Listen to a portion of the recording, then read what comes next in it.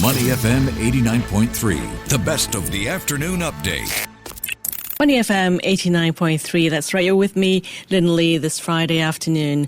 Now, imagine a mother in rural Indonesia, a factory worker in Vietnam, or a retiree in Manila, all relying on healthcare systems that feel worlds apart from Singapore's top-tier hospitals.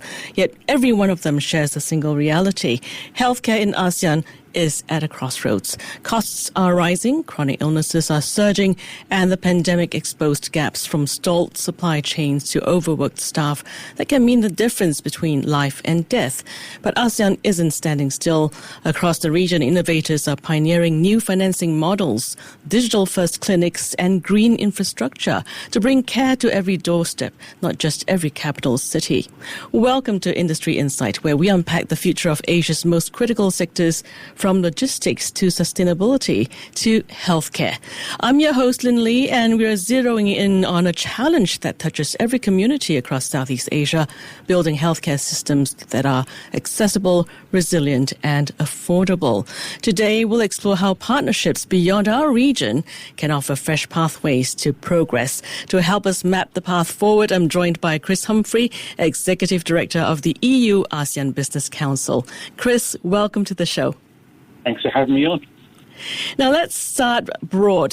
ASEAN's healthcare systems vary widely, from world-class tertiary centres in Singapore to areas still building basic clinics. And going by data from the World Health Organization, in ASEAN, average healthcare spending runs about $630 per person, which is about 4.7% of GDP, and that number is climbing as we speak. So what's your sense of where the region stands today in terms of access, quality, and financial sustainability?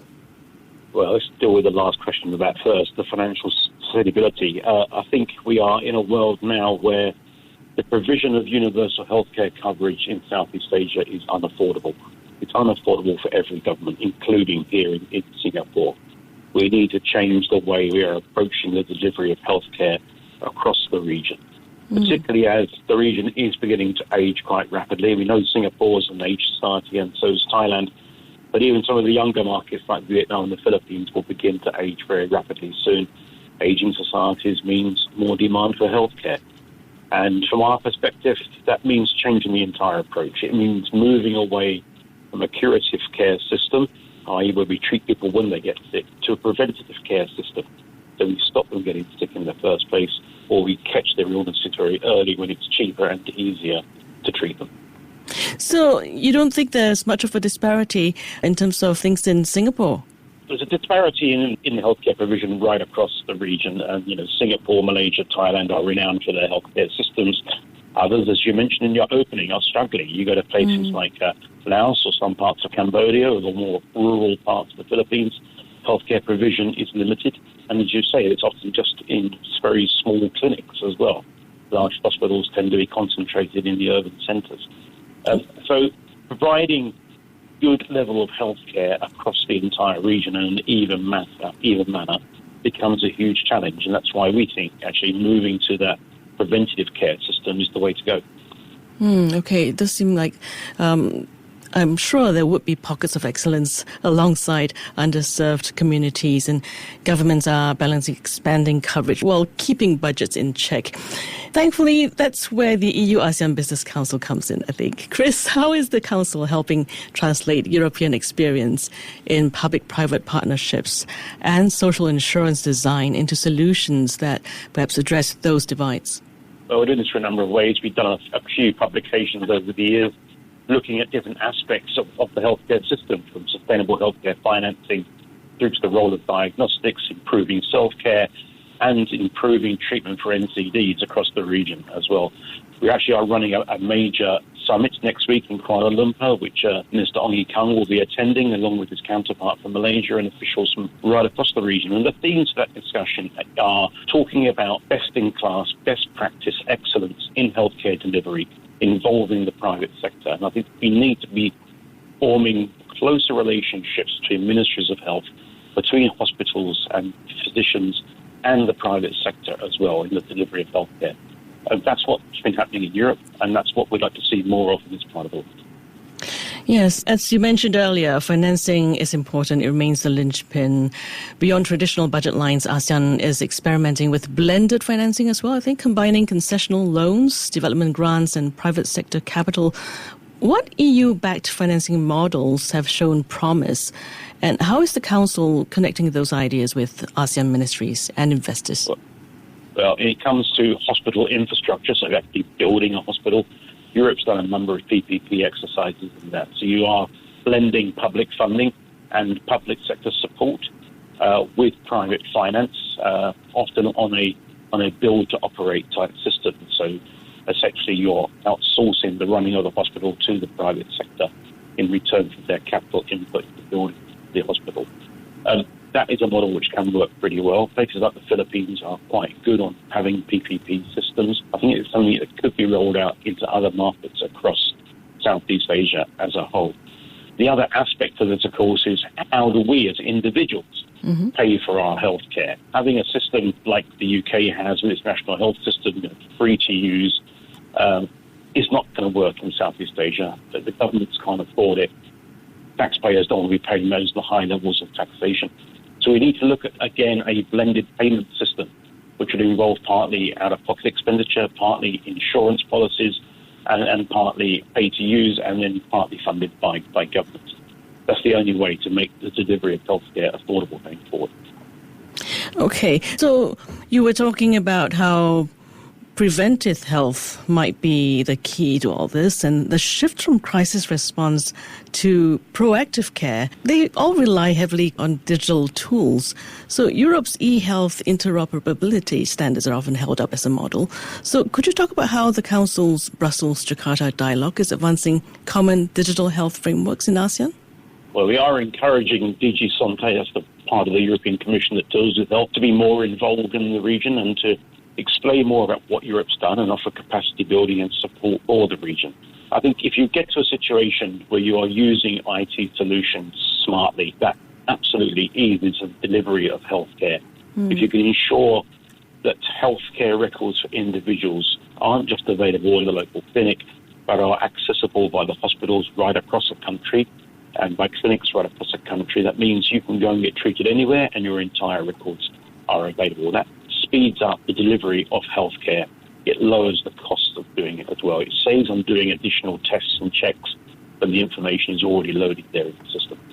Yeah, so it's shared electronic medical records. Yeah, and that's a basic, fundamental thing that can be done and should be done everywhere, really, because it is not impossible. The information can be protected and secured, but it makes life easier. It makes life easier for the doctors and the nurses, and it makes life certainly much easier for the patients. Indeed, standardization is important.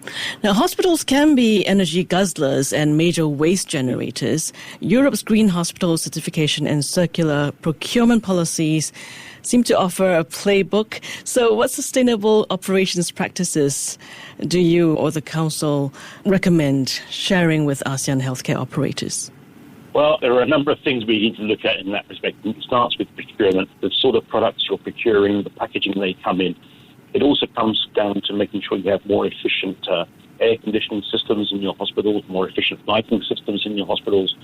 It means looking at the power supply coming into your hospital as well. So hopefully you can tap onto renewable energy supplies, maybe have solar panels on your roof or drawing down from hydropower if you have that solution nearby to you. We need to look at then how we're managing the waste coming out of hospitals. Now, medical waste needs to be treated in a very careful way, naturally. Some of it can be quite dangerous, but some of it isn't.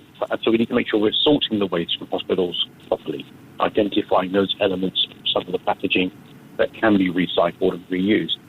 All of this, of course, blends into a broader picture about where we stand on circular economy in Southeast Asia, and I'm afraid we still have a long way to go on that in the region, despite the best intentions of the government.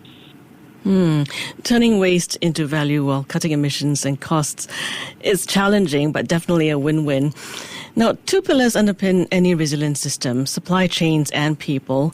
Europe's joint procurement of vaccines during the pandemic demonstrated scale benefits. How is the EU ASEAN Business Council facilitating regional procurement cooperation?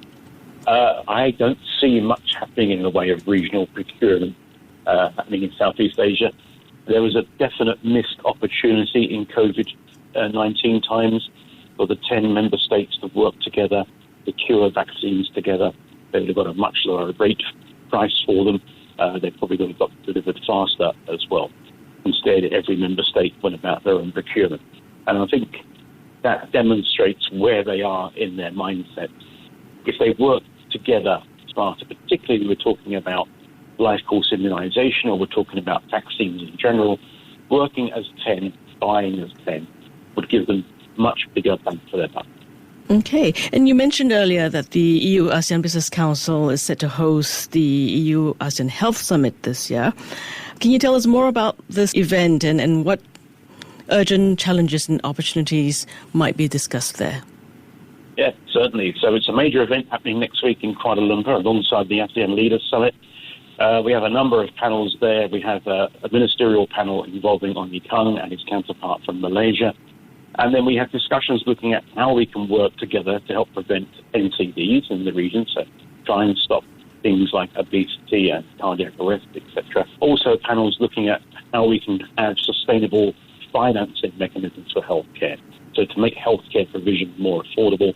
And then lastly, the thing I've talked about at the beginning, movement towards more preventative care, promoting more self-care, better living, better eating or exercise, but also putting in place a belief in people that we need to go for regular checkups, we need to have regular diagnostics done on our bodies, because if we are sick, it's much better to catch it earlier.